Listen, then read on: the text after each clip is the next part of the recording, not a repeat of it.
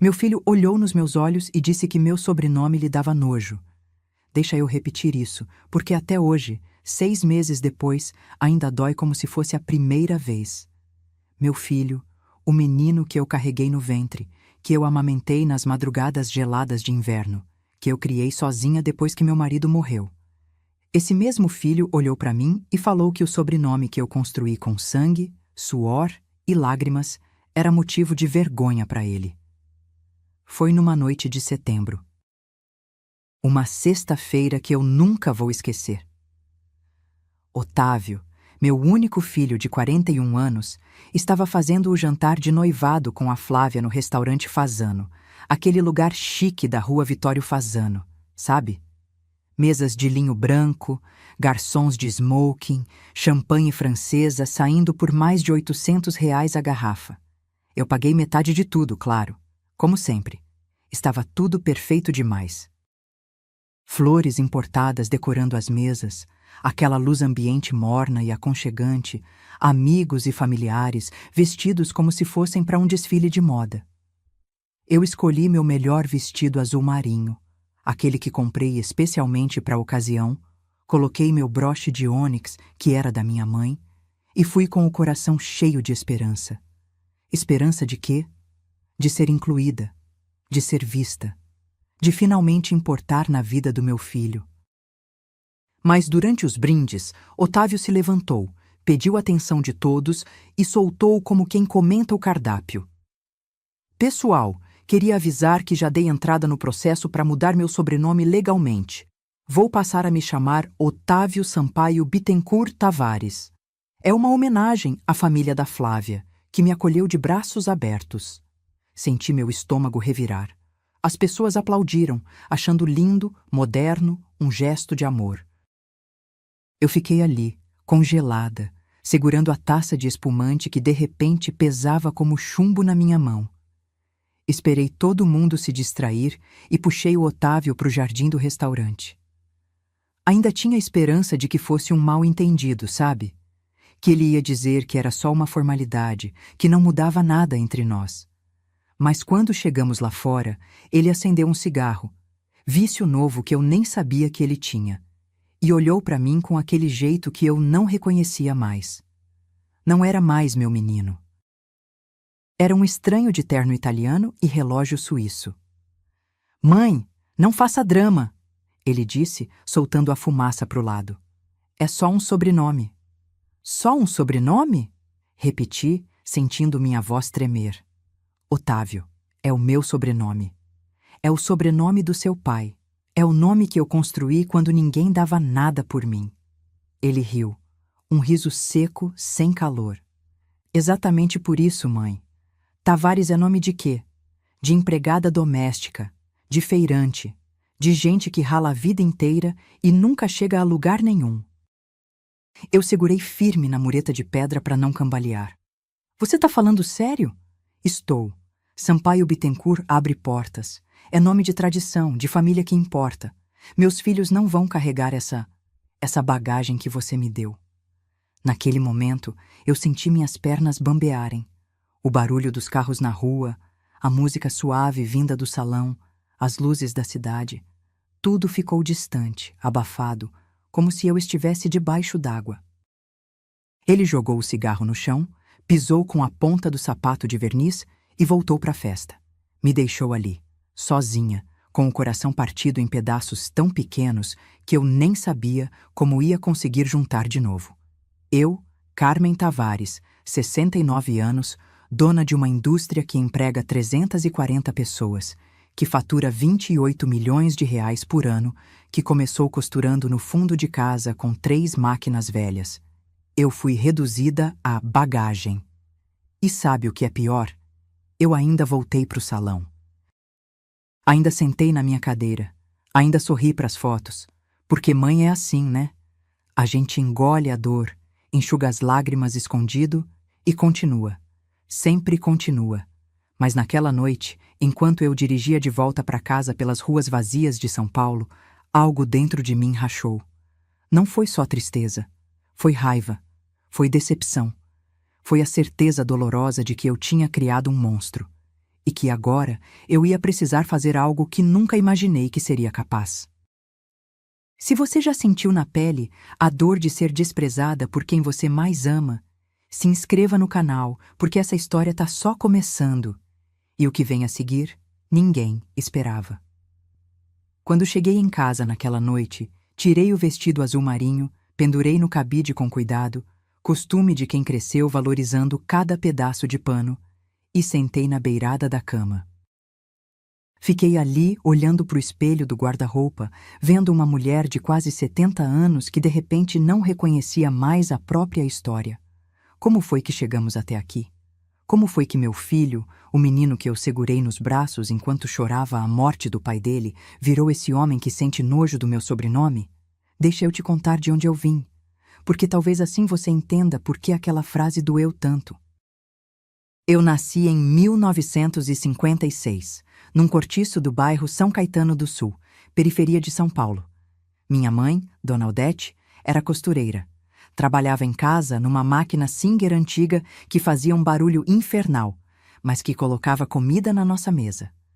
Meu pai, seu Joaquim, era mecânico na Volkswagen. Voltava todo dia com as mãos sujas de graxa e o corpo cansado, mas sempre com um sorriso torto no rosto. A gente não tinha nada, mas tinha tudo, entende? Tinha dignidade. Tinha respeito.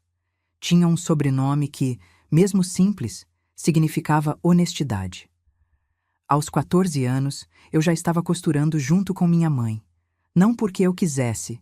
Eu sonhava em ser professora, em estudar, em ter uma vida diferente.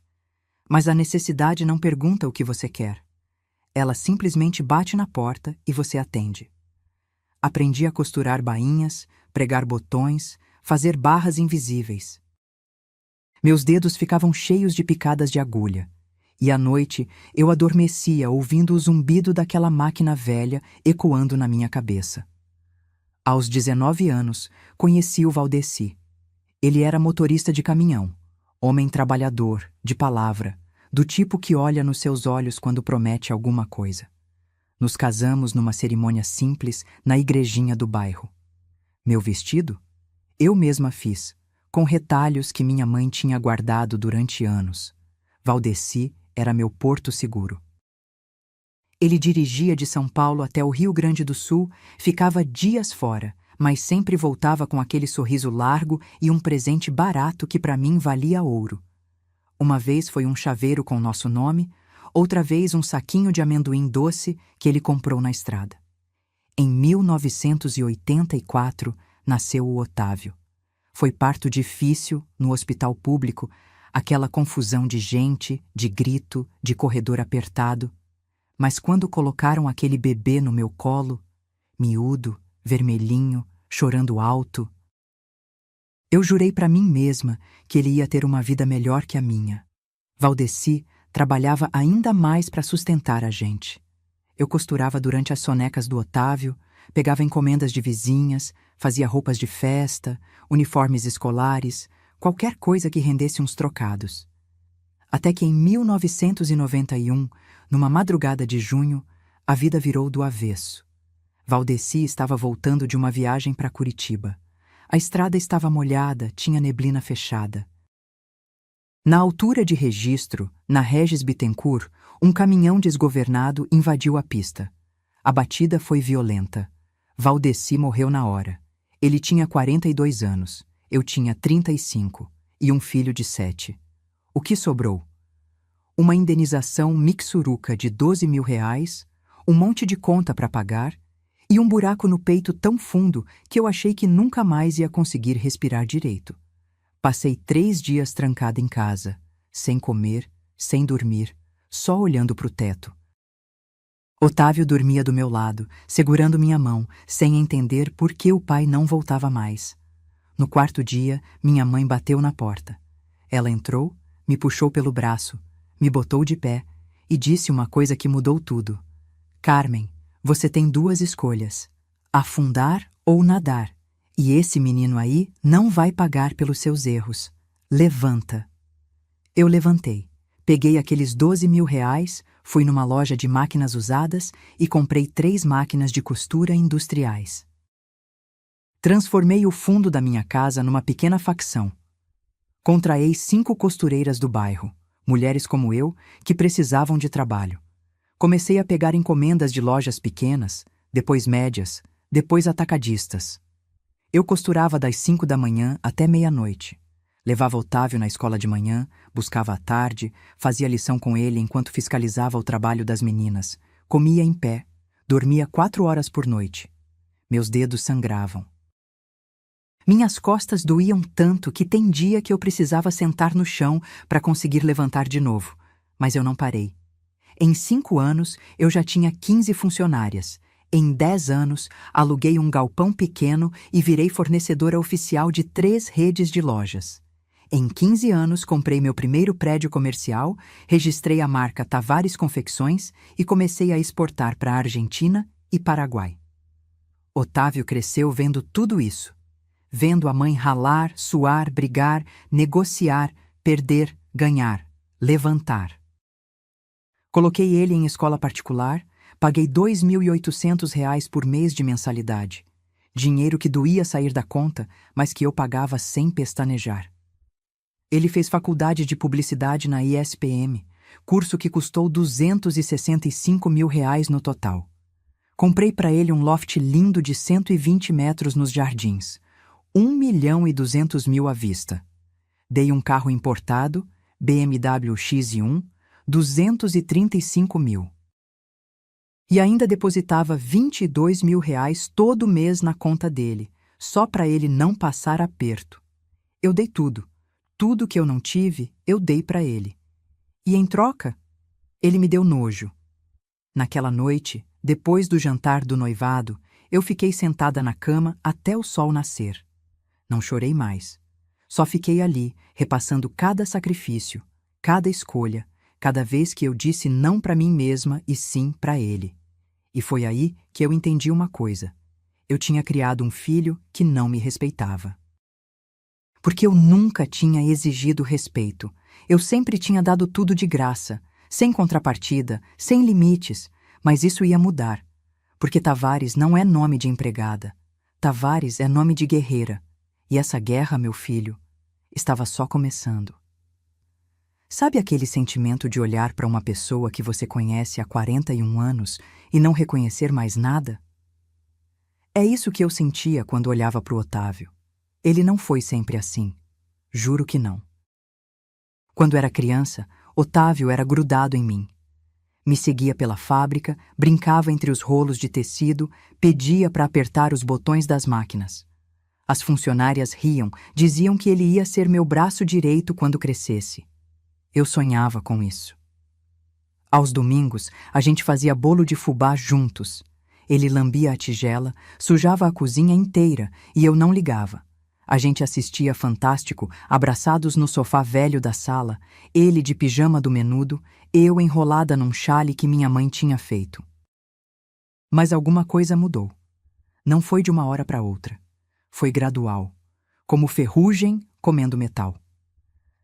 Quando Otávio entrou na adolescência, começou a ter vergonha de onde morava.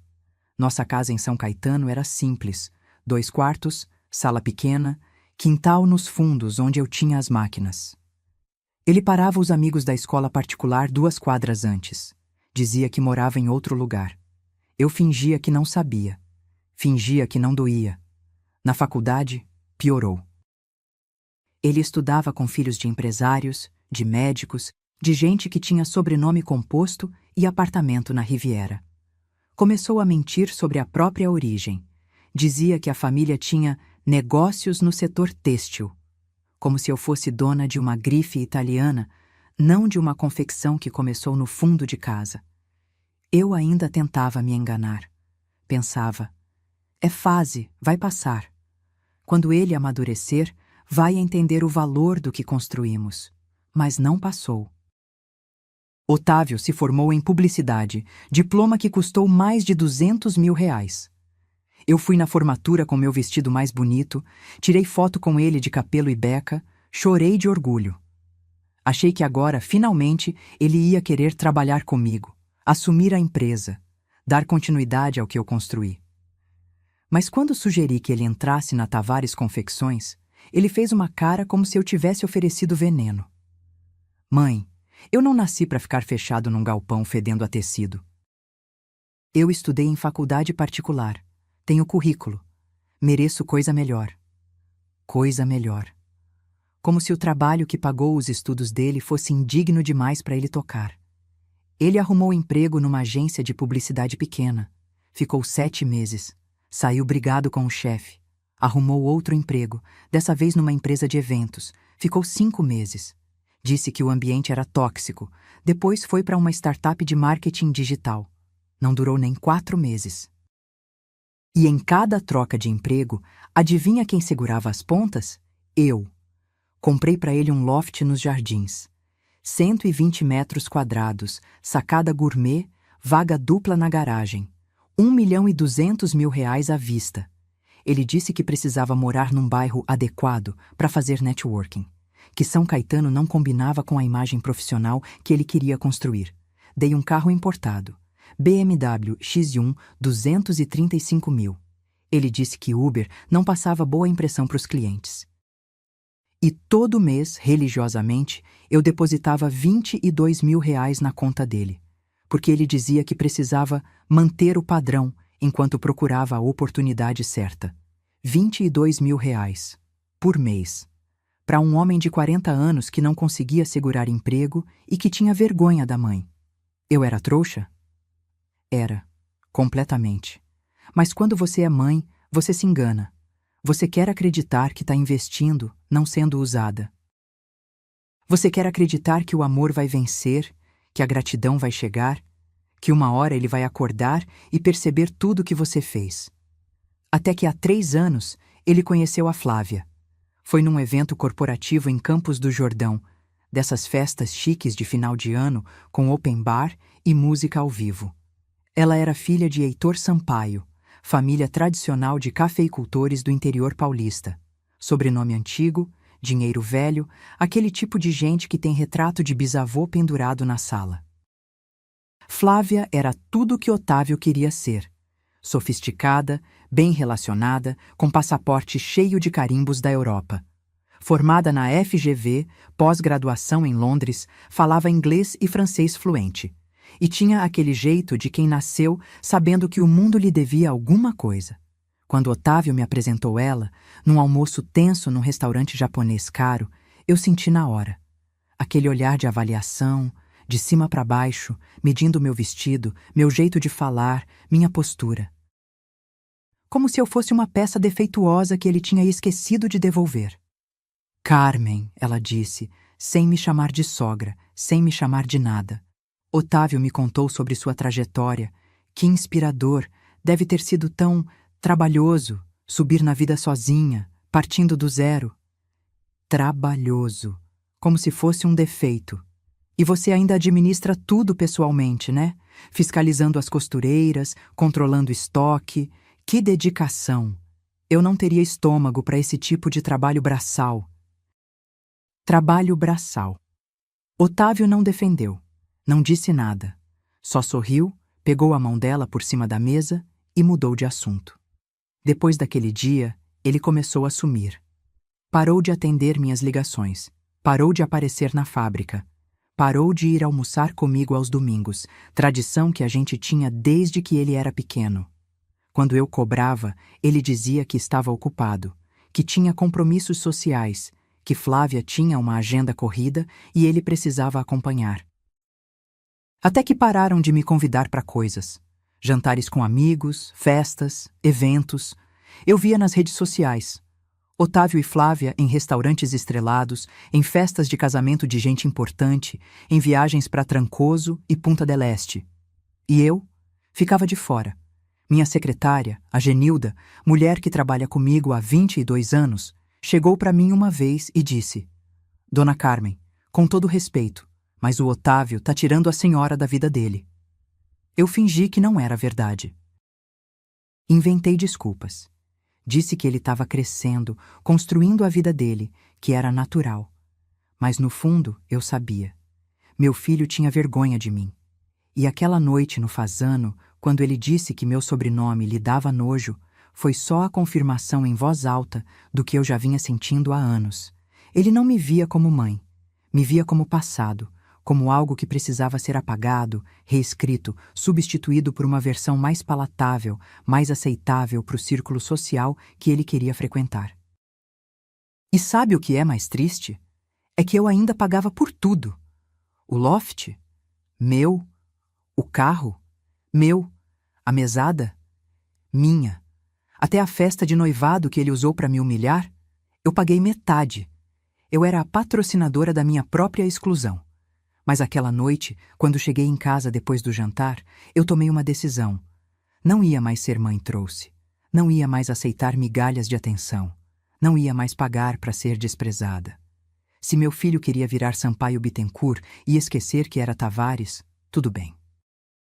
Mas ele ia descobrir quanto custa essa escolha. Tem gente que é ruim de longe. Você vê chegando, sente o cheiro do veneno antes mesmo de ouvir a primeira palavra. Flávia não. Flávia era do tipo que envenena sorrindo, que enfia a faca nas suas costas enquanto te abraça. E o pior, ninguém percebia. Todo mundo achava ela maravilhosa. A primeira vez que botei os olhos nela foi numa foto que Otávio postou no Instagram.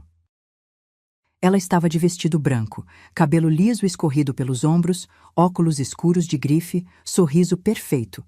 Legenda: com meu amor no café girondino. Lugar chique, gente bonita, vida de revista.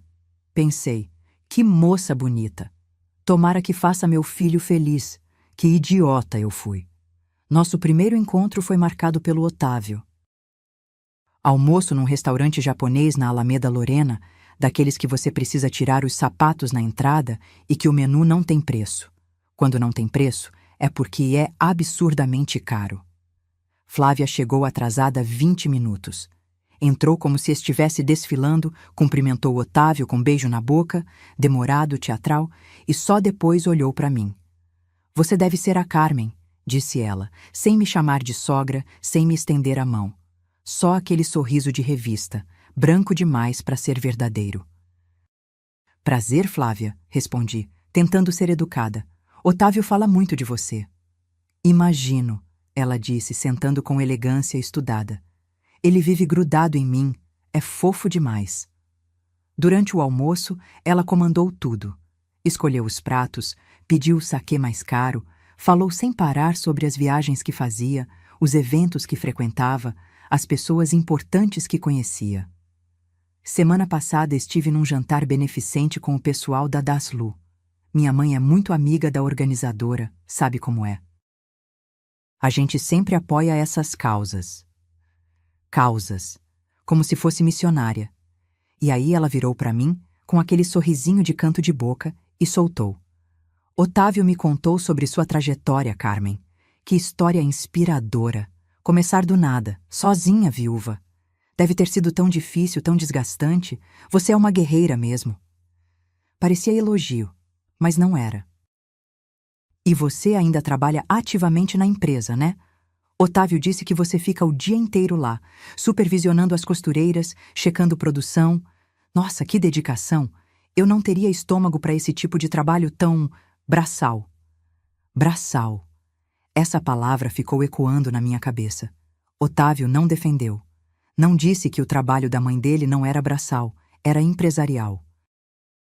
Não disse que eu administrava 340 funcionários, que eu negociava com fornecedores internacionais, que eu tinha escritório, equipe financeira, exportação para 4 países.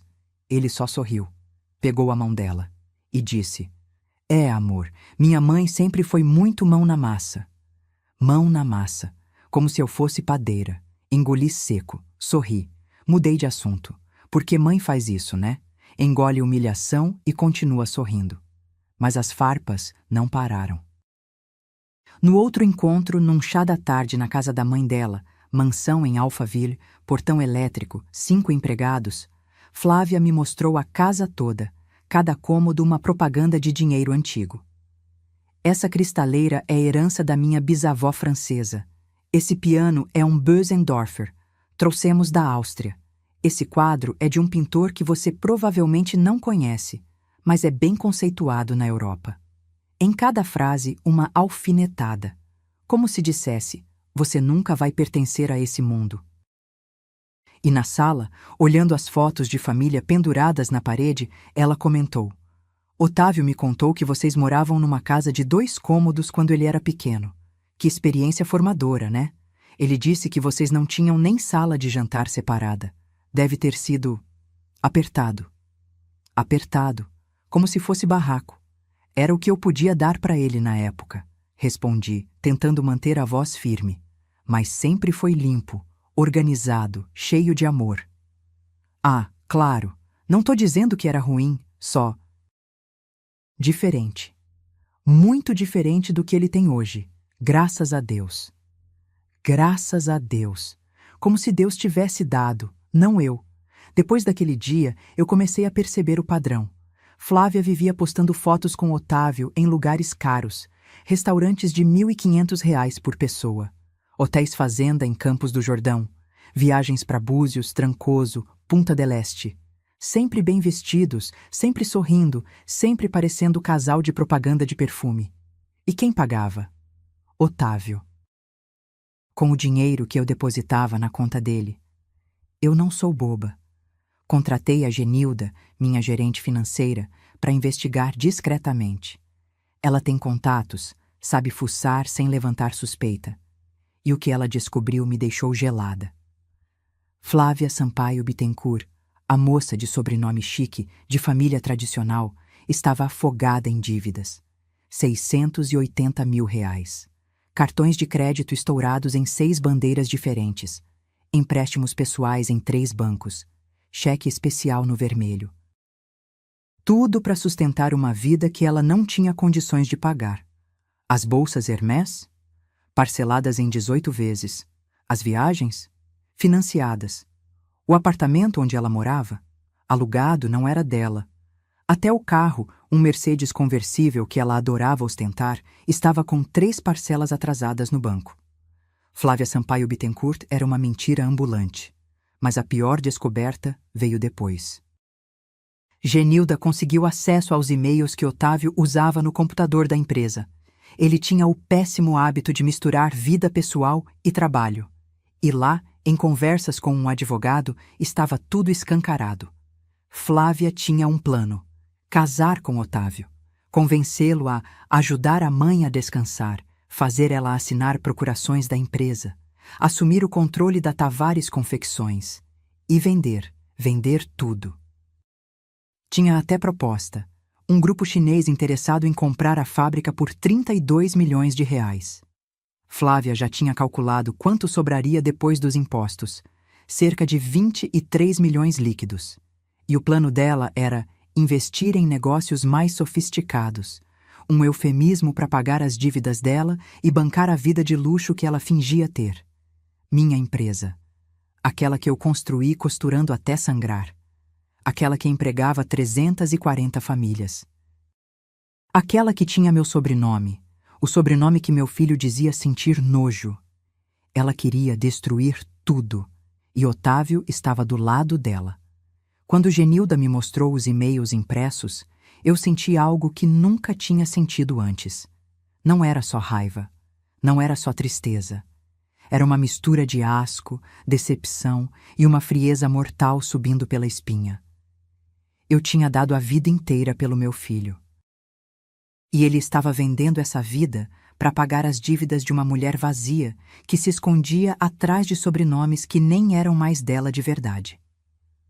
Naquela noite, sozinha no escritório da fábrica, com aqueles e-mails espalhados na mesa, eu tomei uma decisão. Não ia confrontar. Não ia chorar. Não ia implorar. Ia planejar. Porque gente como Flávia e Otávio só entendem uma língua: consequência. E eu ia falar essa língua fluentemente. E tem decisões que você toma com o coração partido, e tem decisões que você toma com o coração congelado. A minha foi a segunda. 2 meses antes do casamento, numa terça-feira de manhã, eu estava no escritório da fábrica revisando planilhas de exportação quando meu celular tocou. Era a Genilda. Dona Carmen, preciso falar com a senhora. Urgente, pessoalmente. O tom dela era sério demais. Genilda não é de drama. Em 22 anos trabalhando comigo, ela sempre foi direta, prática, pé no chão. Se ela disse urgente, era urgente. Vem agora, respondi. 15 minutos depois, ela entrou no meu escritório com uma pasta marrom debaixo do braço e cara de quem não dormiu direito. Fechou a porta, puxou a cadeira para perto da minha mesa e respirou fundo antes de falar. A senhora vai precisar sentar com calma para ouvir isso, ela disse. Eu já estava sentada, mas entendi o recado. Fala, Genilda. Ela abriu a pasta. Dentro tinha extratos bancários, prints de e-mails, conversas de WhatsApp impressas, documentos que eu não fazia ideia de onde ela tinha conseguido. A Flávia tá quebrada, dona Carmen, completamente quebrada. Eu sabia disso. Genilda tinha me mostrado as dívidas semanas atrás. Mas, pelo jeito, tinha mais.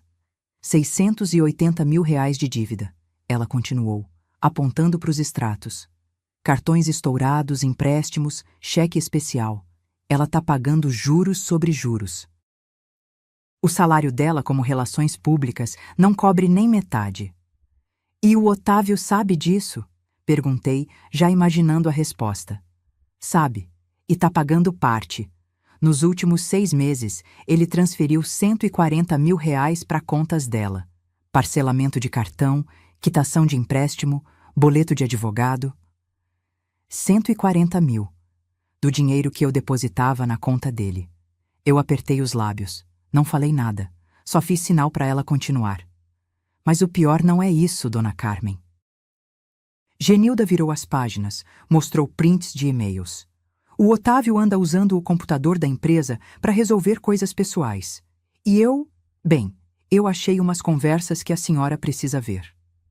Eram e-mails entre Flávia e um advogado, Dr. Márcio Tavares Linhares, escritório em Pinheiros, especializado em direito empresarial e sucessões.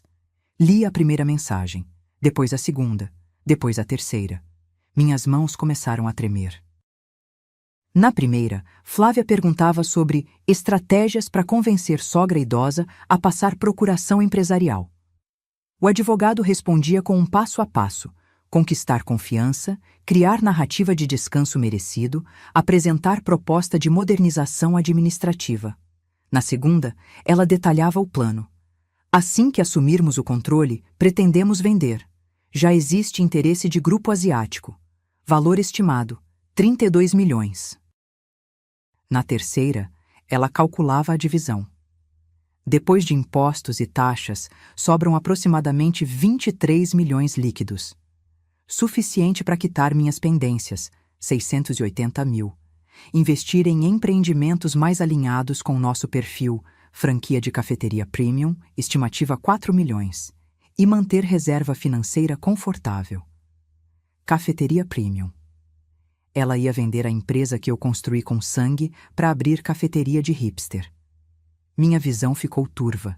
Senti o gosto de Billy subindo na garganta. Tem mais, Genilda disse baixinho, virando outra página. Era uma conversa de WhatsApp entre Flávia e uma amiga. A amiga perguntava: mas e a Carmen? Ela vai aceitar isso? Resposta da Flávia: ela é velha, cansada e completamente ultrapassada. Não sabe nem usar Instagram direito, imagina administrar empresa moderna. Vai ser um alívio para ela. E se resistir, o Otávio resolve. Ele é o único filho, o herdeiro legal. No fim, ela não tem escolha. Velha, cansada, ultrapassada. Eu, que acordava às 5 da manhã todo dia. Eu, que negociava contratos internacionais em inglês. Eu, que tinha acabado de fechar parceria com fornecedor italiano e expandido linha de produtos para mercado europeu. Ultrapassada. E o Otávio? Perguntei, minha voz saindo rouca. Ele sabe disso tudo? Genilda assentiu devagar. Tem e-mails dele também. Ele não tá só sabendo, ele tá participando. Ela me mostrou. Numa mensagem para o mesmo advogado, Otávio escrevia: minha mãe é teimosa, mas eu sei como lidar com ela. Sempre fui o único homem da vida dela depois que meu pai morreu. Ela não vai me negar nada. Eu sempre fui o único homem da vida dela. Como se isso fosse arma, como se meu amor de mãe fosse fraqueza que ele podia explorar. Noutra mensagem para Flávia. Depois que a gente vender, nunca mais vou precisar pisar naquele galpão. Nunca mais vou ter que ouvir barulho de máquina de costura. Nunca mais vou ter que fingir que me importo com produção de camiseta básica. Finalmente vou poder viver como eu mereço. Como ele merecia. Meu filho, que nunca trabalhou um dia inteiro na vida. Que nunca pagou uma conta sozinho. Que morava em imóvel que eu comprei. Dirigia carro que eu dei.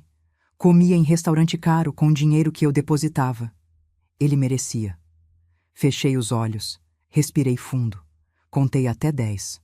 Quando abri de novo, olhei para Genilda. Ela estava me observando com aquela cara de pena misturada com raiva.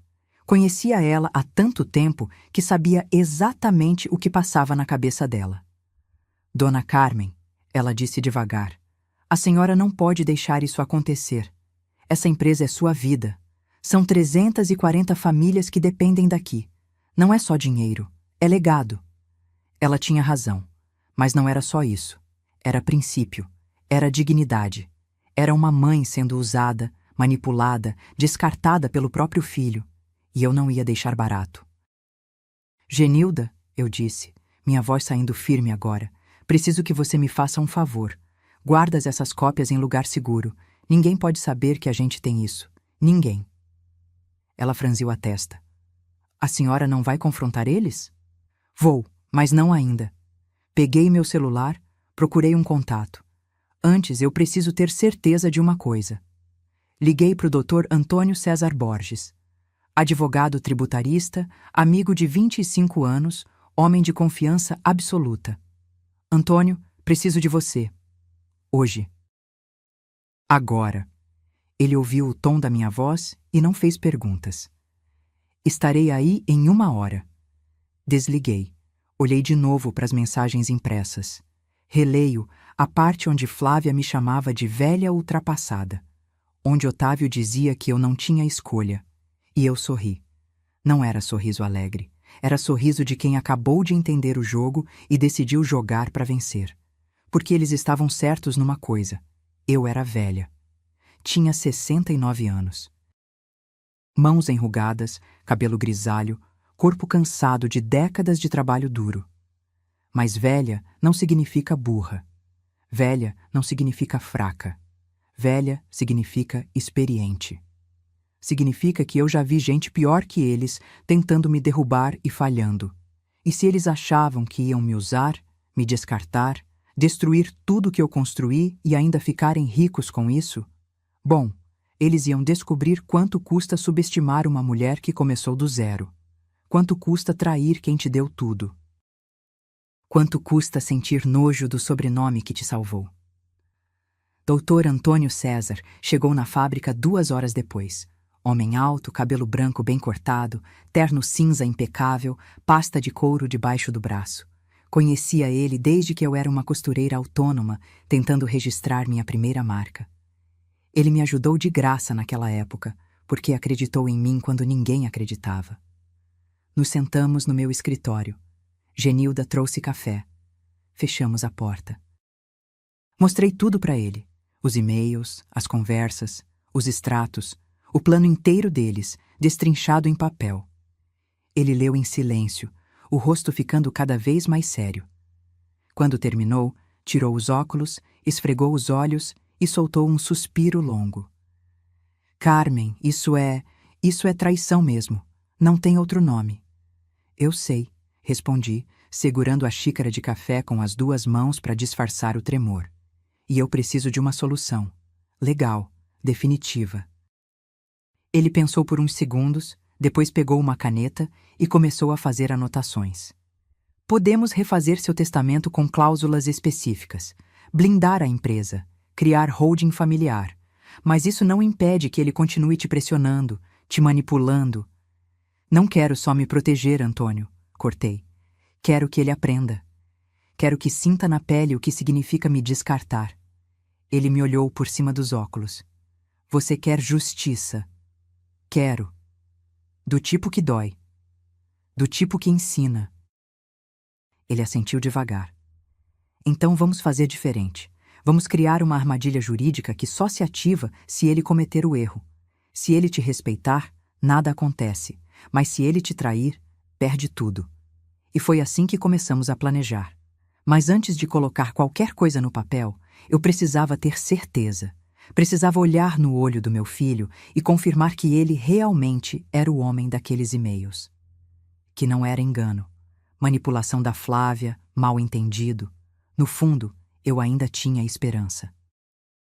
Esperança idiota de mãe que não quer acreditar que criou um monstro.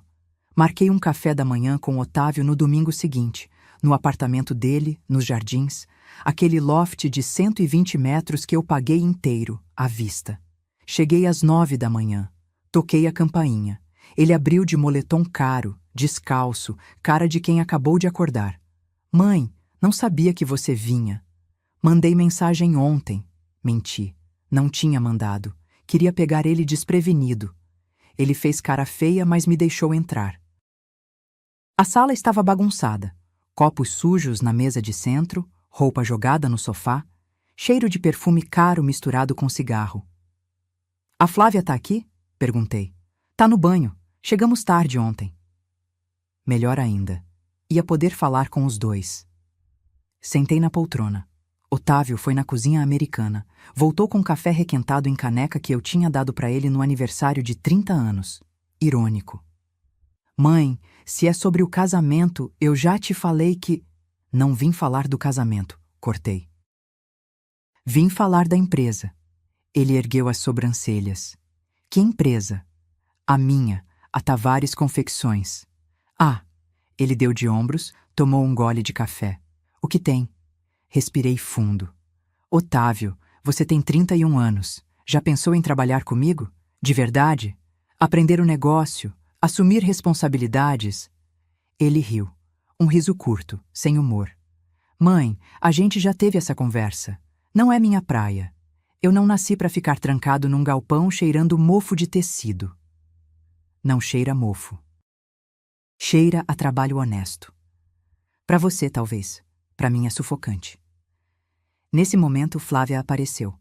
Roupão de seda branco, cabelo molhado preso num coque frouxo, cara de quem não esperava a visita. Carmen, ela disse com aquele tom falso de surpresa. Que bom te ver. Otávio, por que não me avisou? Ela chegou sem avisar, ele respondeu. Flávia sentou no braço do sofá, perto dele.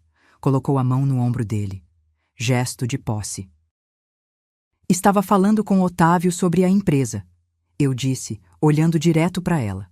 Sobre sucessão, futuro, essas coisas. Vi um brilho nos olhos dela. Interesse.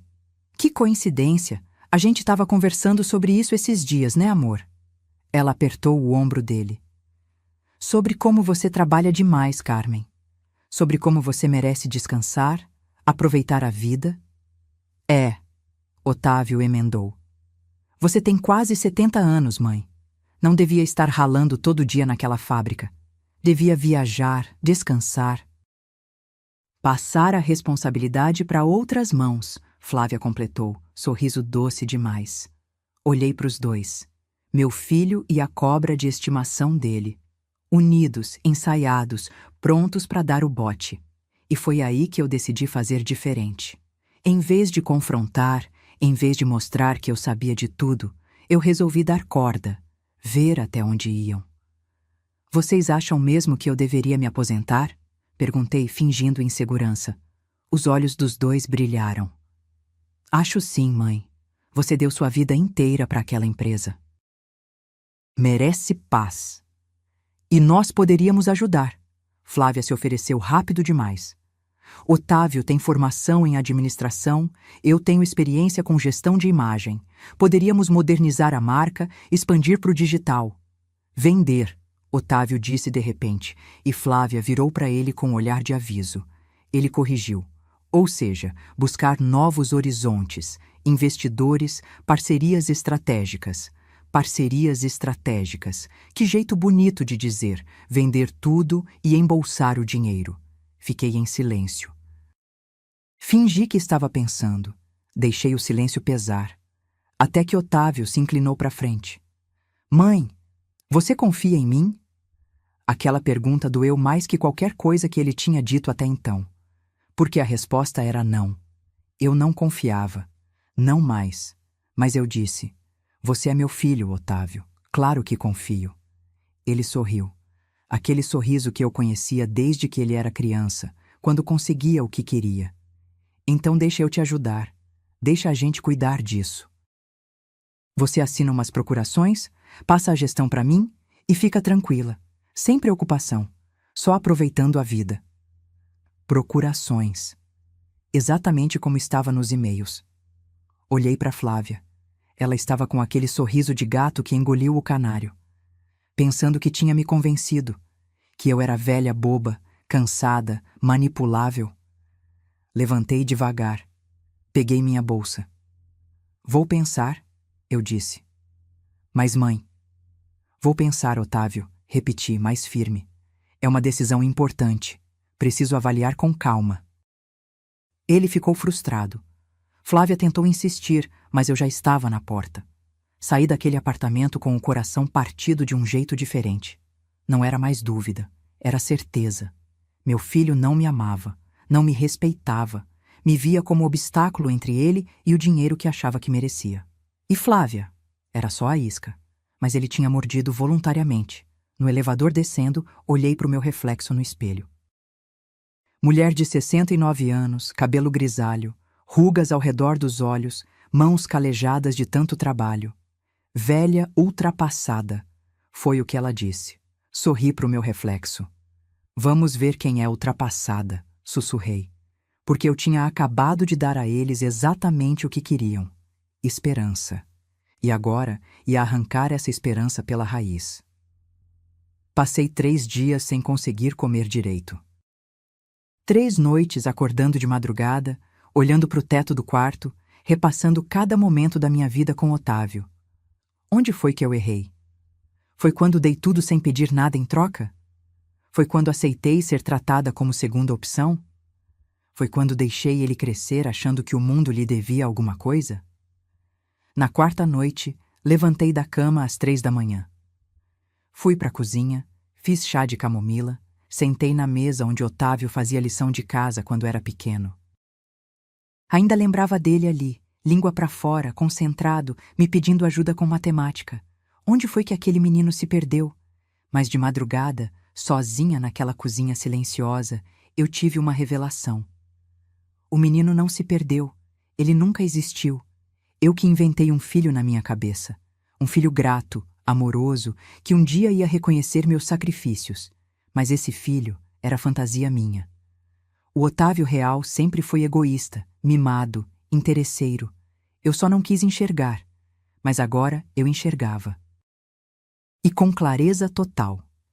Terminei o chá, lavei a xícara, voltei para o quarto. E quando deitei de novo, algo tinha mudado dentro de mim. A dor tinha virado gelo. A tristeza tinha virado estratégia. Meu filho queria me usar? Tudo bem. Eu ia deixar ele pensar que conseguiu. Na segunda-feira de manhã, liguei para o Dr. Antônio César. Antônio, vamos executar.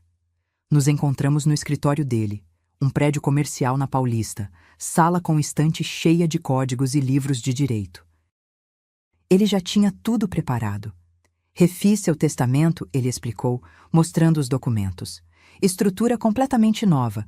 Você continua proprietária de 100% das ações da Tavares Confecções, mas agora existe uma holding familiar controladora. E a cláusula? Ele sorriu. Aquele sorriso fino de quem gosta de xadrez jurídico. A cláusula é uma obra de arte, Carmen. Escuta isso. Qualquer descendente direto seu que, por vontade própria, renuncie ao sobrenome Tavares, o substitua legalmente ou o coloque em posição secundária através de mudança oficial de nome, automaticamente perde todo e qualquer direito sucessório sobre seu patrimônio empresarial, imobiliário e financeiro. Senti um arrepio subir pela espinha. É irrevogável? Absolutamente. Registrado em cartório com 3 testemunhas, reconhecimento de firma por autenticidade. Uma vez que a mudança de nome dele for oficializada, não tem volta. Ele estará fora, permanentemente. E se ele tentar contestar? Pode tentar. Vai perder. A cláusula tem base legal sólida. Você tem direito de condicionar herança a critérios específicos, desde que não sejam discriminatórios ou ilegais. Preservação do nome de família é jurisprudência consolidada. Eu queria ter ficado feliz, mas só sentia um vazio frio. E os 45% que vão para a fundação? Instituto Rogério Tavares, em homenagem ao seu falecido marido, já registrado como entidade sem fins lucrativos, voltada para a capacitação profissional de pessoas em vulnerabilidade social. 45% das ações da empresa vão para lá, irrevogável também. E os outros 55%? Antônio me olhou por cima dos óculos. Esses você define depois. Pode ser doação em vida, pode ficar em testamento posterior. Mas com a cláusula ativa, seu filho está automaticamente excluído. Assinei tudo. Cada página, cada rubrica, minha mão firme como nunca. Quando terminei, Dr. Antônio guardou os documentos numa pasta lacrada. Carmen, posso te fazer uma pergunta pessoal? Pode. Você tem certeza? Isso não tem volta. Se ele mudar o nome, acabou. Ele fica sem nada. Sem empresa, sem herança, sem patrimônio. Olhei para ele. Antônio, meu filho olhou nos meus olhos e disse que meu sobrenome lhe dá nojo. Ele está planejando me enganar, me manipular, destruir tudo que eu construí. Você acha que eu tenho escolha? Ele assentiu devagar. Não, acho que não. Saí do escritório dele com aquela pasta debaixo do braço. Dentro estava minha vingança. Ou melhor, minha justiça. Mas ainda faltava uma peça do quebra-cabeça. Voltei para a fábrica. Chamei a Genilda na minha sala. Quero que você faça uma pesquisa para mim, discreta, sobre a Janaína. Janaína Cristina Fonseca, 34 anos. Estilista-chefe da Tavares Confecções. Trabalhava comigo há 11 anos. Ela tinha entrado como assistente de produção, direto da faculdade de design que mal conseguiu terminar. Pobre, filha de um costureiro que trabalhou na minha fábrica anos atrás. Menina que acordava às 4:30 da manhã para pegar ônibus e chegar no horário. Mas tinha talento. Olho para cor, para modelagem, para tendência. Eu percebi isso nela desde o começo. Investi. Paguei cursos, mandei ela para feiras de moda, deixei ela criar. E ela nunca me decepcionou. Hoje, a linha Premium da Tavares Confecções, aquela que mais cresce no faturamento, é criação dela. Dela sozinha. E mais importante, Janaína me respeitava. Me chamava de Dona Carmen, pedia conselho, ouvia. Diferente do meu filho, que me tratava como móvel velho. Quer que eu pesquise o que exatamente? Genilda perguntou. Tudo, vida pessoal, financeira, familiar, caráter dela. Quero ter certeza. Genilda voltou 2 dias depois com relatório completo. Janaína morava com a mãe numa casa simples em Diadema. Ajudava a pagar as contas. Não tinha dívidas, não tinha vícios, não tinha processo, não tinha escândalo, não tinha mancha. Era só uma moça trabalhadora, talentosa, honesta, tudo que meu filho não era. Chamei ela no meu escritório numa sexta à tarde. Ela entrou nervosa, achando que tinha feito algo errado. Ficou de pé, desajeitada, segurando a pasta de desenhos. Senta, Janaína. Ela sentou na beiradinha da cadeira. Tá tudo bem com a coleção nova? Ela perguntou ansiosa. Se a senhora não gostou dos tecidos, eu posso refazer, não tem problema. A coleção tá linda, melhor que você já fez. Ela relaxou um pouco. Ah, que bom, fiquei preocupada porque... Janaína, posso te fazer uma pergunta pessoal? Ela piscou surpresa. Claro, Dona Carmen. Por que você ainda trabalha aqui? Silêncio. Como assim? Você é talentosa. Poderia estar trabalhando em qualquer grife de São Paulo, ganhando o dobro do que eu pago. Por que fica? Ela olhou para as próprias mãos, depois para mim. Porque a senhora acreditou em mim quando ninguém acreditava. Porque a senhora pagou minha faculdade quando eu ia desistir no 3º ano porque não tinha dinheiro. Porque aqui eu não sou só funcionária. Sou tratada como gente. A voz dela tremeu no final. E porque meu pai trabalhou aqui, Dona Carmen. Ele era costureiro, lembra? Trabalhou aqui 8 anos antes de morrer de câncer. E a senhora pagou o tratamento dele. Quimioterapia, remédio, tudo. A senhora não precisava, mas pagou. Eu tinha esquecido desse detalhe, mas agora lembrava. Seu Geraldo, homem quieto, mão firme, melhor costureiro que eu já tive.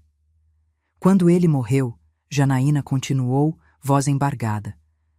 A senhora foi no velório, levou cesta básica para minha mãe, ofereceu emprego para mim. A senhora salvou minha família, Dona Carmen. Engoli seco. Por isso eu nunca vou embora, ela concluiu. Porque lealdade se paga com lealdade. Fiquei olhando para ela. Essa moça de 34 anos, com talento nas mãos e gratidão no coração. E pensei no meu filho de 41, com diploma caro e nojo do meu sobrenome. Janaína, tenho uma proposta para você. Mas antes precisa ser sincera comigo. O que você acha do Otávio? Ela ficou vermelha, desconfortável. Dona Carmen, eu não sei se devo... Fala, não vai ter consequência. Prometo. Ela respirou fundo. Eu acho ele ingrato. Perdão pela sinceridade, mas é isso. Ele nunca pôs o pé aqui, nunca quis aprender, vive do dinheiro da senhora e ainda reclama. Não é digno dessa empresa. Sorri. Pela primeira vez em dias, sorri de verdade. Obrigada pela honestidade. Desculpa se fui. Não. Você disse a verdade, e por isso vou te oferecer algo. Abri a gaveta. Tirei um documento que Dr. Antônio tinha preparado. Quero te adotar legalmente como minha filha. Sobrenome Tavares. Você seria Janaína Cristina Tavares Fonseca. Ela ficou branca. E quero que você seja minha sucessora. O casamento de Otávio e Flávia aconteceu num sábado de novembro, no Palácio Tangará. Se você não conhece, é um dos hotéis mais luxuosos de São Paulo. Jardins enormes, lago com cisnes, arquitetura que parece coisa de filme europeu. Tudo do jeito que Flávia queria. Tudo caríssimo. Eu paguei R$520 mil da festa. A família Sampaio Bittencourt entrou com 230 mil. Flávia fez questão de dividir para não parecer que só um lado tem dinheiro, segundo ela mesma disse. Como se o dinheiro deles fosse legítimo e o meu fosse constrangedor. Os preparativos duraram 4 meses. Reuniões intermináveis com cerimonialista, buffet, decoração, música, convites. Eu participei de todas. Sempre calada, sempre pagando, sempre engolindo humilhações pequenas. Carmen, acho melhor você não usar esse vestido no casamento. É muito... simples. Posso indicar uma personal stylist? Carmen, você sabe usar salto alto? É que a cerimônia vai ter tapete vermelho e eu não queria que você tropeçasse. Carmen, sobre a lista de convidados, você tem muitos amigos da fábrica, né? Talvez seja melhor limitar. O espaço é restrito e queremos manter o perfil adequado. Perfil adequado. Código para. Seus amigos são pobres demais para o meu casamento. Engoli tudo. Sorri. Assenti. Paguei. Porque eu tinha um plano. E esse plano precisava que eles se sentissem confiantes, seguros, vitoriosos. A Janaína tinha aceitado minha proposta. Chorou durante 1 hora quando expliquei tudo. No começo achou que era pegadinha, algum teste de lealdade. Mas quando percebeu que era sério, quando viu os papéis do cartório, quando entendeu que eu estava oferecendo a ela um sobrenome, uma família, um futuro, ela me abraçou tão forte que mal consegui respirar. Dona Carmen, eu não sei o que dizer. Eu não mereço isso. Merece sim, mais que qualquer pessoa que eu conheço. O processo de adoção adulta já estava em andamento. Dr. Antônio cuidou de tudo. Em questão de semanas, Janaína seria legalmente minha filha. Janaína Cristina Tavares Fonseca. O sobrenome que meu filho biológico desprezava, ela usaria com orgulho. Mas Otávio não sabia de nada. Ninguém sabia. Só eu, Janaína, Dr. Antônio e Genilda. E assim chegou o dia do casamento. Acordei cedo. Fui no salão fazer cabelo e maquiagem. Coloquei o vestido que eu mesma escolhi. Um azul petróleo elegante, bordado discreto, nada extravagante. Coloquei meu broche de ônix, aquele que era da minha mãe, que sempre me trazia sorte. Olhei no espelho e vi uma mulher de 69 anos prestes a ir no casamento do filho. Deveria estar feliz, radiante, emocionada, mas eu só sentia frieza. Cheguei no Palácio Tangará às 4 da tarde. O lugar estava transformado. Flores brancas por todo lado, arranjos imensos, tapete vermelho na entrada, valete estacionando carros importados, convidados chegando de vestidos de grife, ternos italianos, joias reluzindo. Reconheci alguns, empresários, políticos, gente da alta sociedade paulistana. O tipo de pessoa que Flávia e Otávio queriam impressionar. Entrei, procurei meu lugar, e aí veio a primeira humilhação. Meu nome não estava na mesa principal, nem na segunda mesa. Estava numa mesa lateral, quase escondida atrás de uma coluna, junto com tios distantes que eu mal conhecia, amigos de infância do Otávio que ele não via há anos. A mãe do noivo, jogada no canto. Sentei, respirei. Não deixei transparecer. Do meu lado, sentou a Janaína. Eu tinha feito questão de convidá-la, colocá-la na mesma mesa que eu. Ela estava linda, vestido verde musgo simples, mas elegante, cabelo preso num coque. Dona Carmen, ela sussurrou, olhando ao redor. Isso é um absurdo. A senhora é a mãe dele. Deixa pra lá, minha filha. Logo menos eles vão entender algumas coisas. A cerimônia começou às 5 em ponto. Música clássica. Orquestra de verdade.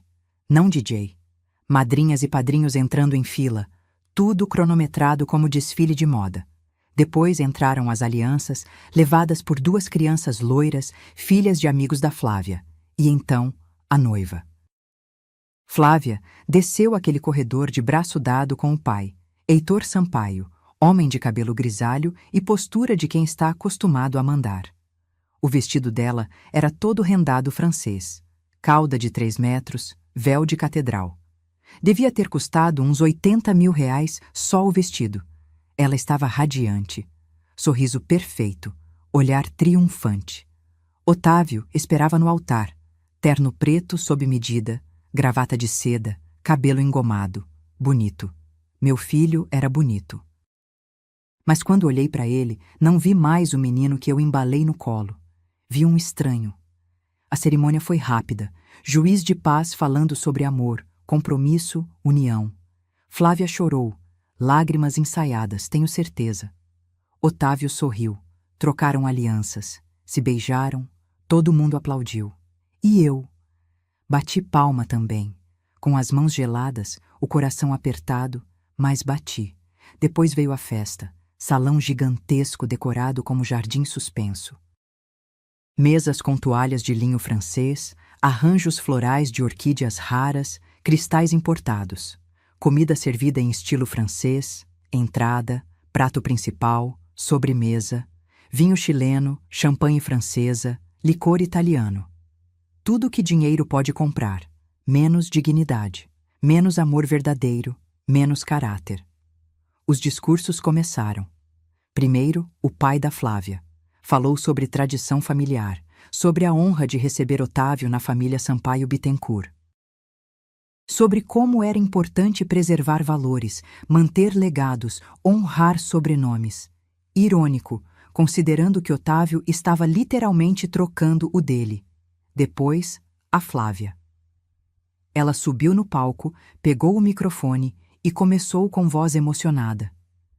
Quero agradecer à minha família, os Sampaio Bittencourt, por me criarem com tanto amor, tanta estrutura, tanto exemplo.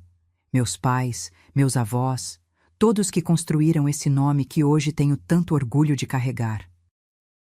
Ela olhou para o Otávio, que estava sentado ao lado dela.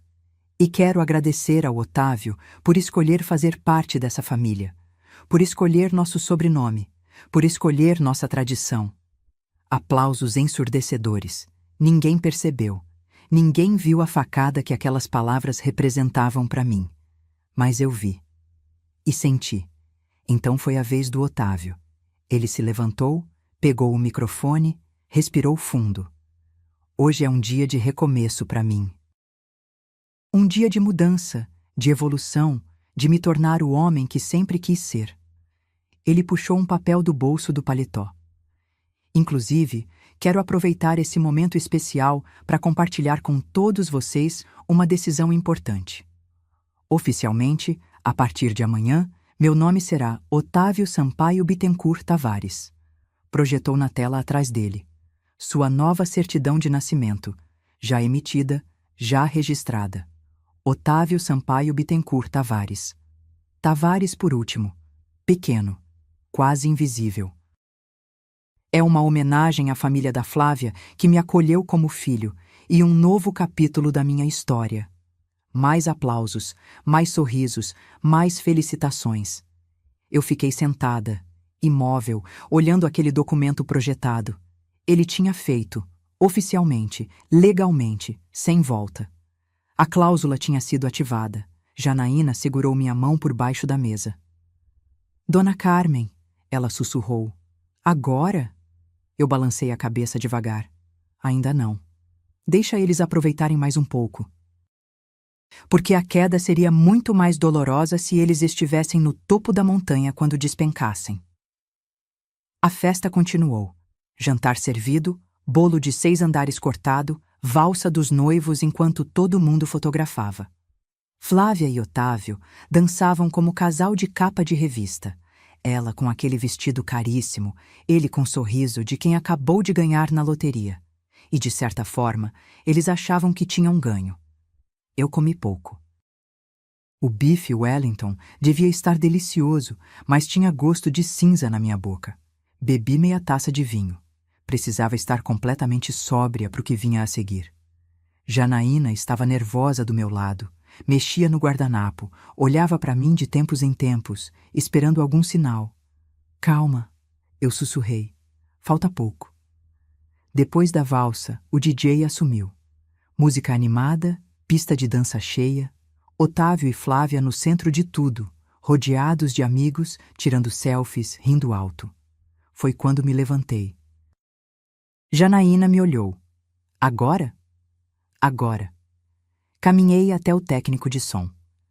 Rapaz novo, não devia ter mais de 25 anos, fone de ouvido no pescoço, controlando o notebook. Moço, preciso de um favor. Quanto custa para você me dar o microfone por 5 minutos? Ele olhou confuso. A senhora quer fazer um discurso? Quero. Mas já passou a hora dos discursos, senhora. A cerimonialista disse que... Tirei 5 notas de R$ 100 da bolsa. Coloquei na mão dele. 5 minutos. É sobre meu filho. Sou a mãe do noivo. Ele olhou para o dinheiro. Olhou para mim. Assentiu. Tá bom, mas depois não me responsabilizo se a cerimonialista ficar brava. Não vai ficar. Prometo. Ele abaixou o volume da música gradualmente, pegou o microfone, bateu nele para testar. O som ecoou no salão inteiro. As pessoas na pista pararam de dançar. Olharam para o palco, curiosas. Otávio franziu a testa lá do outro lado do salão. Flávia tinha aquela cara de quem percebe que algo está errado. Subi os 3 degraus até o pequeno palco onde o DJ trabalhava. Peguei o microfone. Minha mão não tremeu. Boa noite a todos, comecei, voz firme, clara. Sei que não está programado, mas gostaria de alguns minutos da atenção de vocês. Sou Carmen Tavares, mãe do noivo. Otávio começou a caminhar na minha direção, cara de pânico. Flávia vinha atrás dele. Mas eu continuei. Hoje é um dia especial. Meu filho se casou com uma mulher que ele ama. E oficializou uma mudança de nome que ele desejava há muito tempo. Pausa. Otávio Sampaio Bittencourt Tavares. Bonito, né? Algumas pessoas riram, achando que era piada carinhosa de mãe. Mas tem uma coisa que vocês não sabem: uma cláusula. Um detalhe jurídico que acho importante compartilhar nesse momento tão feliz. Otávio estava a 3 metros de mim agora. Mãe, o que você está fazendo? Ignorei ele. Continuei olhando para os convidados. Há 4 meses, refiz meu testamento. Sou dona da Tavares Confecções, empresa que fatura 28 milhões de reais por ano, que emprega 340 funcionários. Empresa que eu construí sozinha, do zero, depois que enviuvei. O salão estava completamente silencioso agora. Você podia ouvir gelo derretendo nos copos. No Novo Testamento, criei uma cláusula muito clara. Qualquer descendente direto meu que renuncie ao sobrenome Tavares o substitua legalmente ou o coloque em posição secundária. Automaticamente perde todo e qualquer direito sobre meu patrimônio. Otávio ficou branco. Branco como a toalha da mesa. Branco como o vestido da Flávia. E hoje, continuei, voz cada vez mais firme, meu filho oficializou legalmente a mudança do nome dele para Otávio Sampaio Bittencourt Tavares. Tavares, por último. Em posição secundária, Flávia tentou pegar o microfone da minha mão. Carmen, isso não é hora nem lugar para... Dei um passo para trás. Ela não conseguiu alcançar. Portanto, conforme registrado em cartório há 4 meses, com validade legal irrevogável, meu filho acaba de renunciar a toda a herança. Ele não receberá um centavo da empresa. Não receberá imóveis. Não receberá investimentos. Nada. O salão explodiu em sussurros. Gente se virando para olhar para o Otávio, que estava paralisado no meio da pista de dança como estátua de sal. Mãe! Ele gritou, finalmente reagindo. Você não pode fazer isso. Eu sou seu único filho. Não mais, respondi. E dessa vez, sorri. Fiz sinal para Janaína. Ela se levantou lá da nossa mesa no canto, desajeitada, vermelha de nervoso, mas veio. Quando chegou perto de mim, estendi a mão. Ela segurou. Quero apresentar a todos vocês Janaína Cristina Tavares Fonseca. Estilista-chefe da minha empresa há 11 anos. E agora, legalmente, minha filha adotiva. Mais sussurros. Mais choque. Câmeras de celular começando a gravar tudo. Janaína receberá 55% das ações da Tavares Confecções. Ela receberá meu apartamento em Riviera de São Lourenço, avaliado em 2.100.000 reais. Ela receberá este broche de ônix, herança de minha mãe, que usei no meu próprio casamento. Tirei o broche do vestido. Prendei no vestido dela. Janaína estava chorando. Otávio subiu no palco. Tentou arrancar o microfone da minha mão. Isso é loucura. Você não pode fazer isso comigo. Eu sou seu sangue. Olhei para ele, nos olhos. Aqueles olhos que eu conhecia desde o dia que ele nasceu. Sangue não significa nada, Otávio. Você mesmo me ensinou isso. Quando disse que meu sobrenome te dava nojo. Quando planejou me manipular, me enganar, vender minha empresa para pagar as dívidas da sua mulher. Flávia ofegou. Como você... Eu sei de tudo, cortei. Os e-mails pro advogado. O plano de me fazer assinar procurações, a proposta de venda para o grupo chinês, os 680.000 reais de dívidas dela que você pagou com o dinheiro que eu depositava na sua conta. Joguei tudo na cara. Ali, na frente de 200 pessoas, Otávio estava tremendo. De raiva ou de choque, não sei. Você me traiu, mãe. Não, meu filho. Quem traiu foi você. Eu só cobrei o preço. Ele olhou para Flávia. Ela olhou para ele. E naquele segundo, vi o relacionamento deles rachando ao meio. Você disse que ela ia aceitar. Flávia gritou com ele. Você disse que era só pressionar um pouco, que ela ia ceder. Cala a boca! Ele berrou de volta. O casamento estava desmoronando ali mesmo, na frente de todo mundo. Mas eu não tinha terminado. Os 45% restantes da empresa vão para o Instituto Rogério Tavares, fundação que criei em homenagem ao meu falecido marido, pai do Otávio. Um homem que, diferente do filho dele, tinha honra. Devolvi o microfone para o DJ. Desci do palco. Otávio me seguiu, agarrou meu braço. Mãe, para com isso. A gente pode conversar, resolver isso. Eu tiro meu nome de novo, volto a ser só Tavares qualquer coisa, mas não faz isso comigo. Olhei para o braço dele segurando o meu. Depois olhei para ele. Tira a mão de mim. Mãe. Eu disse para tirar. Ele soltou. Você fez sua escolha, Otávio. Escolheu um sobrenome que abre portas. Escolheu uma mulher que te usa. Escolheu dinheiro fácil em vez de trabalho honesto. Agora vive com essas escolhas. Virei as costas. Janaína veio comigo. Andamos até a saída do salão. 200 pessoas olhando em silêncio total. Na porta, parei. Olhei para trás uma última vez. Otávio estava no meio da pista de dança, sozinho, terno amarrotado, cara de quem perdeu tudo. Flávia estava sentada numa cadeira, cabeça entre as mãos, véu de noiva caído no chão. Os convidados sussurravam, filmavam, tiravam foto. O casamento perfeito tinha virado circo. E eu senti uma coisa estranha. Não era alegria, não era tristeza, era libertação. Vamos, minha filha, eu disse para Janaína. Aqui não é mais nosso lugar. Saímos juntas. Mãe e filha. Não de sangue, mas de escolha. E escolha, eu aprendi, vale muito mais. Os dias seguintes foram uma tempestade. Na manhã de domingo, um dia depois do casamento, meu telefone não parou de tocar. Ligações de Otávio. 17 chamadas perdidas antes das 9 da manhã. Mensagens em caixa alta, cheias de desespero. Mãe, atende! Precisamos conversar. Você não pode fazer isso comigo. Eu vou processar. Bloqueei o número dele. Flávia também tentou. 5 ligações, 2 mensagens. A segunda dizia: Carmen, isso é vingança barata. Você está destruindo seu próprio filho por orgulho. Que tipo de mãe faz isso? Bloqueei ela também. Na segunda-feira de manhã, Dr. Antônio César ligou. Carmen, o advogado do Otávio entrou em contato.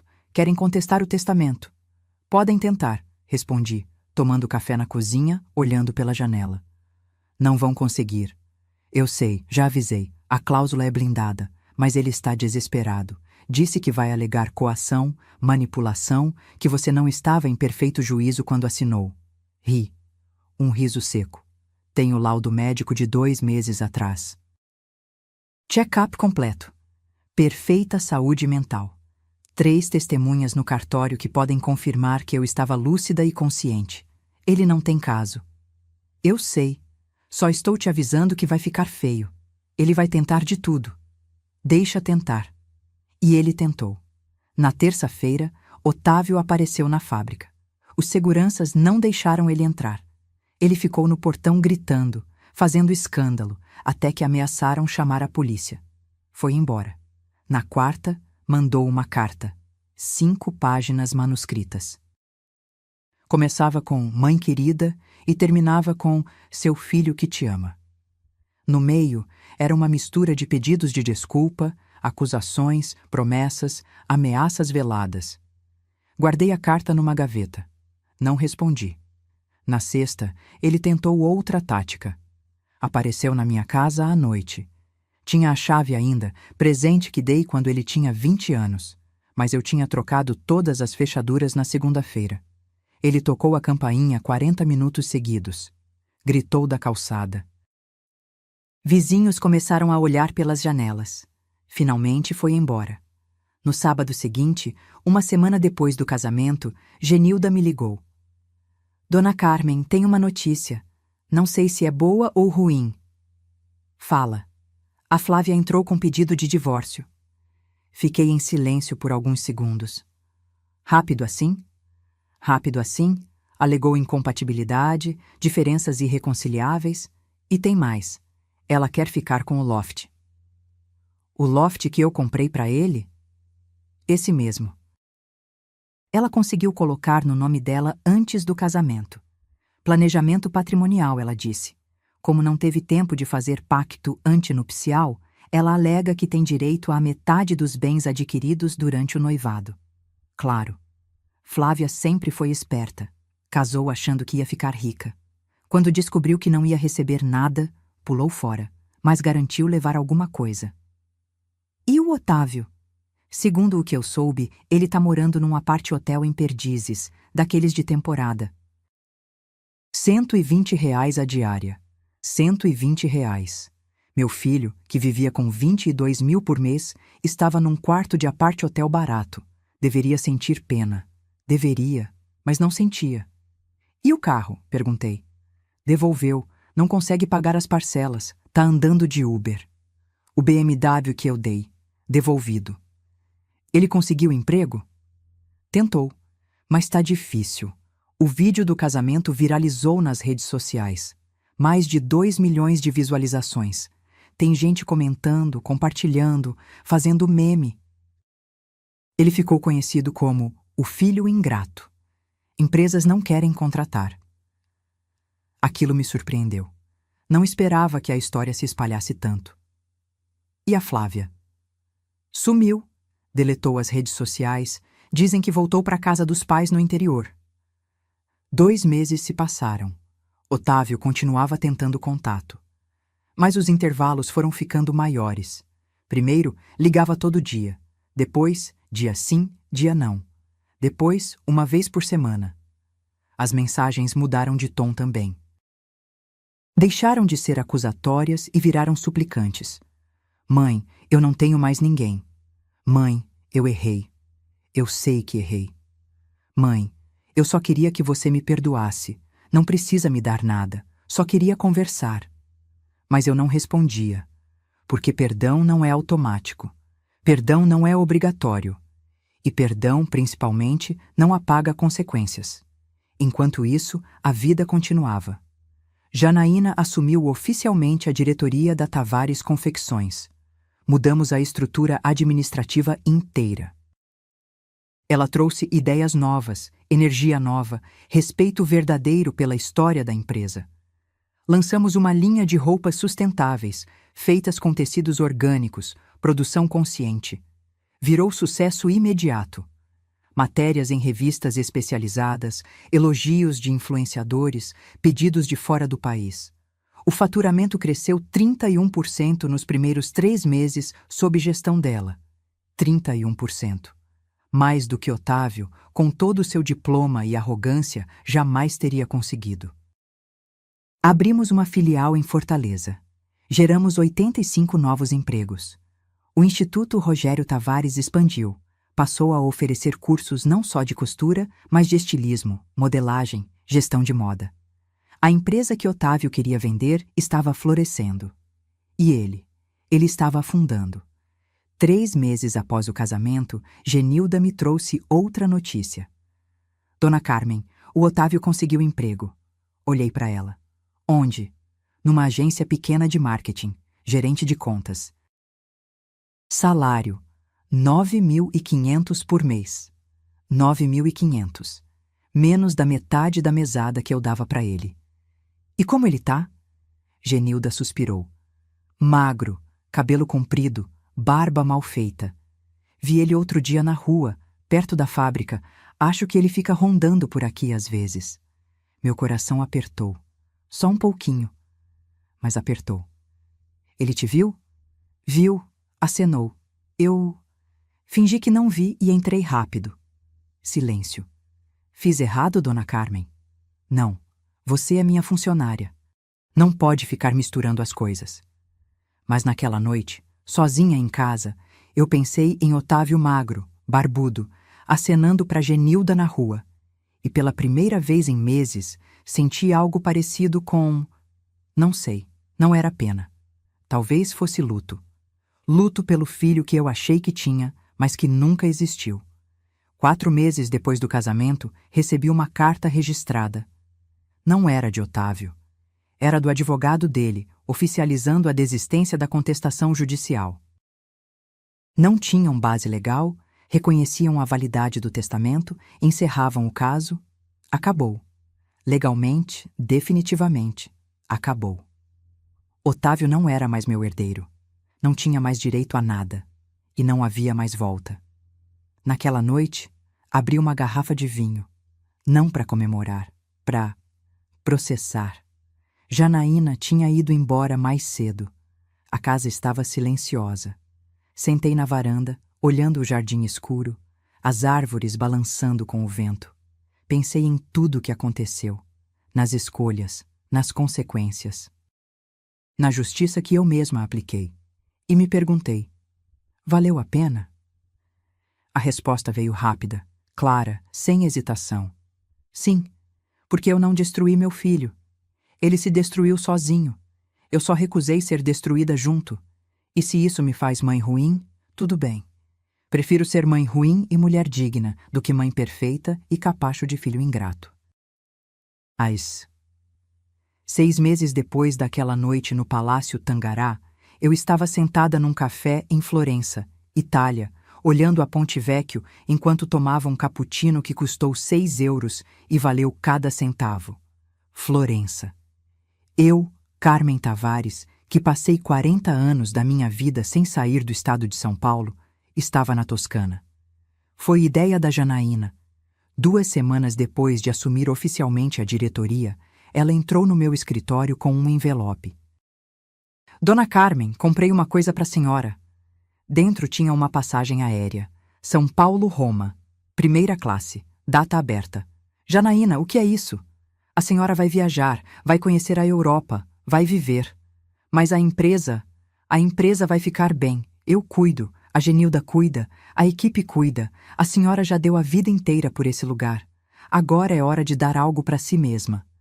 Tentei argumentar, mas ela foi irredutível. Não é pedido, Dona Carmen, é ordem. A senhora é a dona, mas eu sou a diretora. E essa é minha primeira decisão executiva. A senhora tira férias. 3 meses. Itália, França, Espanha, onde quiser. Então fui. Sozinha, sem roteiro fixo, sem pressa. Passei 2 semanas em Roma. Visitei o Coliseu, joguei moeda na Fontana di Trevi, comi gelato artesanal sentada nos degraus da Piazza di Spagna. Depois fui para Florença. Aluguei um apartamento pequeno num prédio antigo perto do Mercado Central. Acordava cedo. Ia no mercado comprar pão fresco e queijo pecorino. Voltava para casa e tomava café devagar, olhando pela janela as ruas de paralelepípedo. À tarde, fazia aula de pintura em aquarela numa escola de arte para turistas. Eu, que passei a vida inteira desenhando moldes de roupa, estava pintando paisagens. Não ficavam boas, mas não importava. Era terapia. À noite, jantava sozinha em restaurantes pequenos. Massa feita na hora, vinho tinto barato, mas gostoso, conversa com o garçom que falava 3 palavras de português e achava graça do meu italiano inexistente. Pela primeira vez, em 69 anos, eu estava vivendo só para mim. Não tinha que acordar às 5 da manhã para fiscalizar produção. Não tinha que resolver crise de fornecedor. Não tinha que pensar em planilha, em estoque, em prazo de entrega. E, principalmente, não tinha que pensar em filho ingrato. Claro que Otávio ainda ocupava um espaço na minha cabeça. Você não apaga 41 anos de história. Você não esquece um filho, por pior que ele seja. Mas a dor tinha mudado. Antes era ferida aberta, sangrando, doendo a cada respiração. Agora era cicatriz. Ainda estava lá, ainda incomodava quando eu tocava. Mas eu conseguia viver com ela. Uma tarde, sentada naquele café em frente à Ponte Vecchio, meu celular tocou. Era a Janaína, ligação de vídeo. Dona Carmen, como tá aí? Virei a câmera para mostrar a vista. Ela soltou um grito. Que lindo! A senhora tá parecendo outra pessoa. Emagreceu, cortou o cabelo. Era verdade. Tinha perdido 9 quilos caminhando pelas ruas europeias. Cortei o cabelo curto, moderno, num salão em Roma. Comprei roupas novas, coloridas, diferentes do preto e cinza que eu usava sempre. Como tá a empresa? Perguntei. Maravilhosa! A coleção sustentável vendeu tudo. Tudo, Dona Carmen. Estamos com fila de espera. E fechamos contrato com uma rede de lojas na Alemanha. Vamos exportar para a Europa. Senti orgulho inchar no peito. Você tá brilhando, minha filha. Aprendi com a melhor. Ela sorriu. Depois ficou séria. Dona Carmen, tem uma coisa que eu preciso te contar. Meu estômago apertou. O que foi?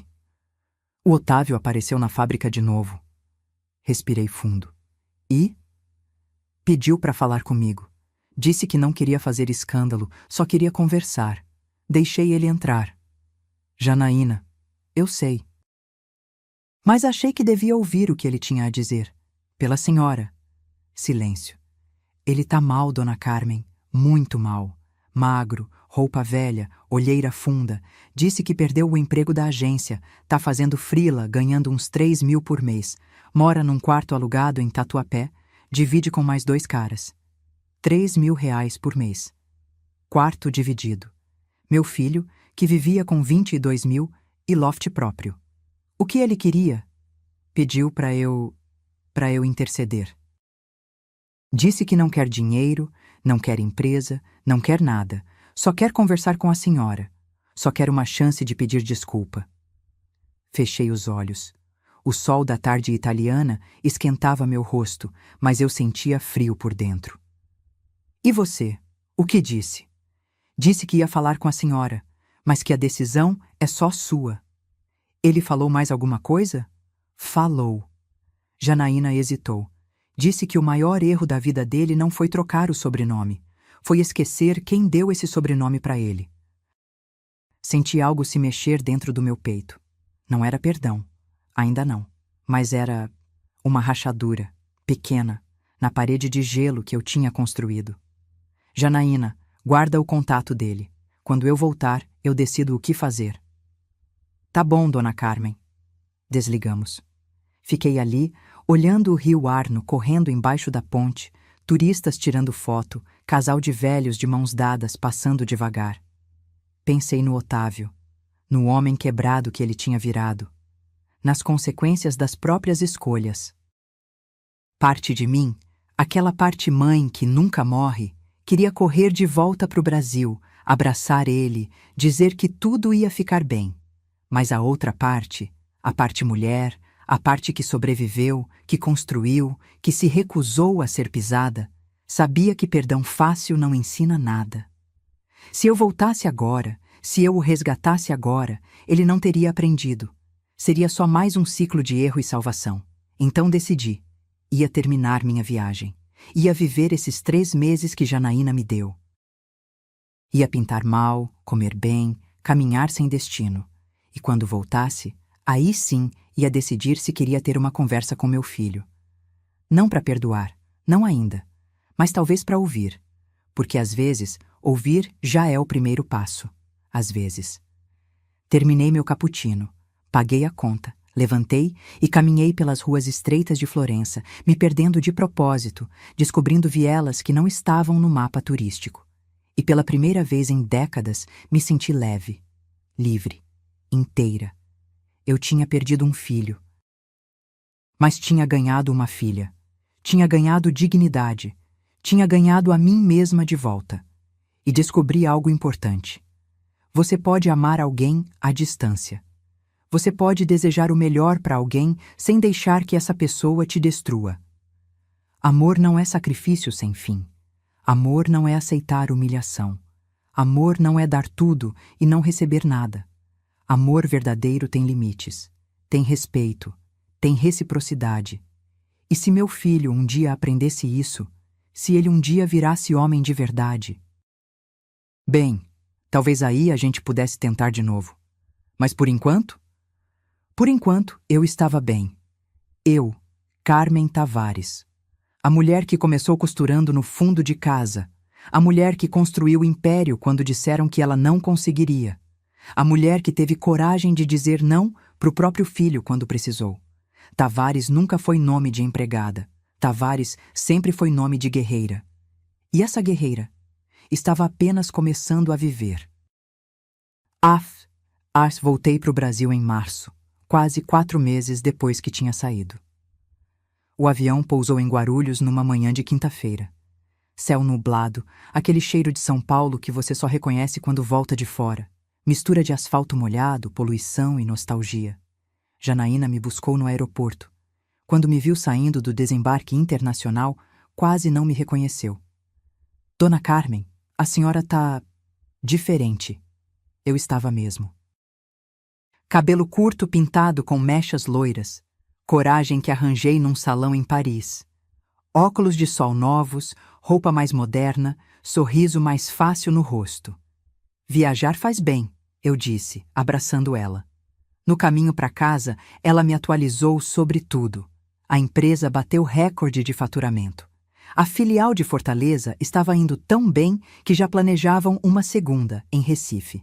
O Instituto Rogério Tavares tinha formado a primeira turma de 50 alunos, todos já empregados. E o Otávio? Perguntei, a pergunta saindo mais fácil do que eu esperava. Janaína olhou para mim de soslaio, dirigindo pela marginal. Ele melhorou um pouco. Conseguiu emprego fixo, gerente de mídias sociais numa startup pequena, 8.000 por mês. Não é muito, mas é honesto. Ele tentou contato de novo? Uma vez, há 2 semanas, mandou uma carta para a fábrica endereçada para a senhora. Guardei. Quando cheguei em casa, Janaína me entregou o envelope. Papel simples, letra manuscrita. Endereço escrito com cuidado, sem erro, como se cada palavra importasse. Esperei ela ir embora para abrir. A carta tinha 3 páginas. Letra miúda, algumas palavras borradas. Lágrimas, talvez. Começava assim: Mãe, não sei se a senhora vai ler isso. Não sei se eu mereço que leia. Mas preciso escrever. Nem que seja só para organizar meus próprios pensamentos. Eu destruí tudo. Não foi a senhora. Fui eu. Passei 6 meses culpando todo mundo. Culpando a senhora, a Flávia, o destino, qualquer coisa. Mas no fundo, eu sempre soube. A culpa era minha. Eu tinha tudo. Uma mãe que me amava incondicionalmente. Uma empresa construída com sacrifício, pronta para ser minha.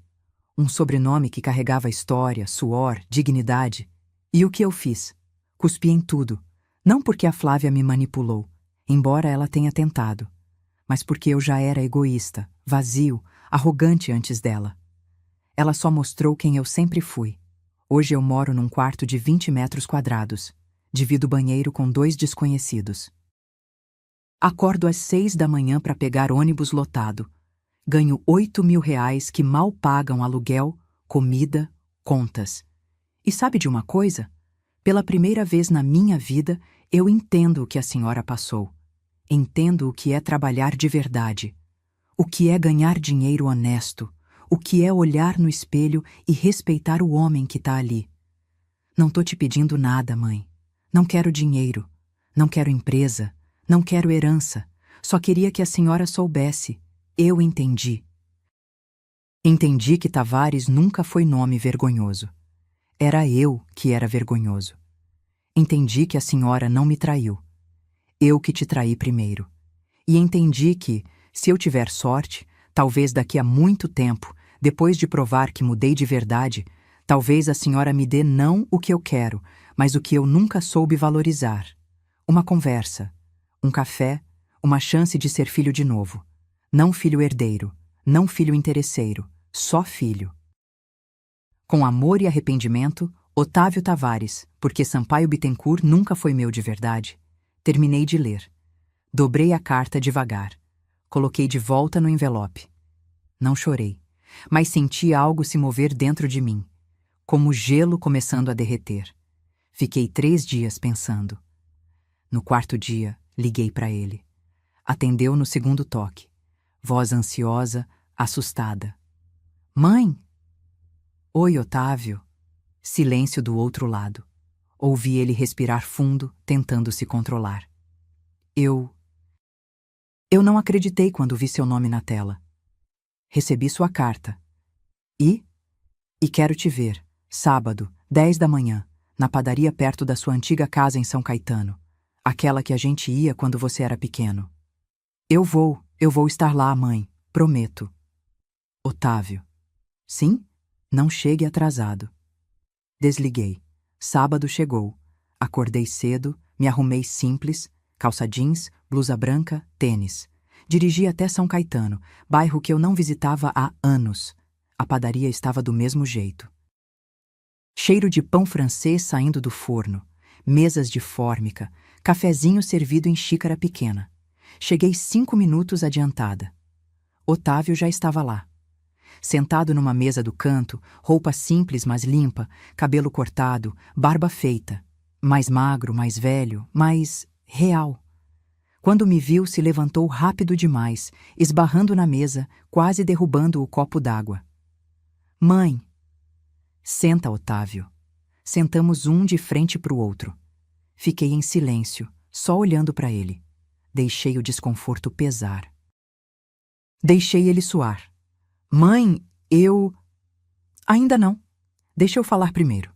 Ele fechou a boca, assentiu. Você me machucou de um jeito que eu não sei se algum dia vou conseguir esquecer completamente. Você cuspiu no meu sacrifício. Você tentou me usar. Você sentiu nojo do sobrenome que eu construí sozinha. Ele abaixou a cabeça. Mas, continuei, eu li sua carta. E pela primeira vez senti que você entendeu. Ele levantou os olhos, vermelhos, úmidos. Então eu vou te oferecer algo. Não é perdão. Ainda não. É uma chance. O que a senhora quer que eu faça? Quero que você continue trabalhando. Continue vivendo com seus próprios meios. Continue sendo o homem que essa carta diz que você está tentando ser. E depois? Depois, daqui a 1 ano, a gente conversa de novo. E se eu vir mudança real, não promessa, mas mudança de verdade, aí a gente reconstrói. Devagar, como mãe e filho. Não como patroa e herdeiro. Lágrimas desceram pelo rosto dele. Eu aceito. Eu aceito qualquer coisa, mãe. E Otávio? Sim? Se você mudar o sobrenome de volta, se você virar legalmente Otávio Tavares de novo, oficialmente, isso não vai mudar a cláusula do testamento. Você não vai herdar a empresa. Isso está decidido. A Janaína é minha sucessora. Ele respirou fundo. Enxugou as lágrimas com as costas da mão. Eu sei, e tá certo, ela merece, muito mais que eu. Olhei para ele, e pela primeira vez em meses, vi meu filho. Não o monstro egoísta, não o menino mimado, mas um homem quebrando. E na quebra, talvez, começando a se reconstruir. Então a gente se vê daqui a 1 ano, eu disse, me levantando. Ele se levantou também. Hesitou. Depois perguntou, voz pequena. Posso te abraçar? Pensei por 3 segundos. Então abri os braços. Ele me abraçou. Forte, apertado, como não abraçava desde criança. E naquele abraço desajeitado, numa padaria simples de São Caetano, senti que talvez, só talvez, a gente conseguisse encontrar um caminho de volta. Não para o que era antes.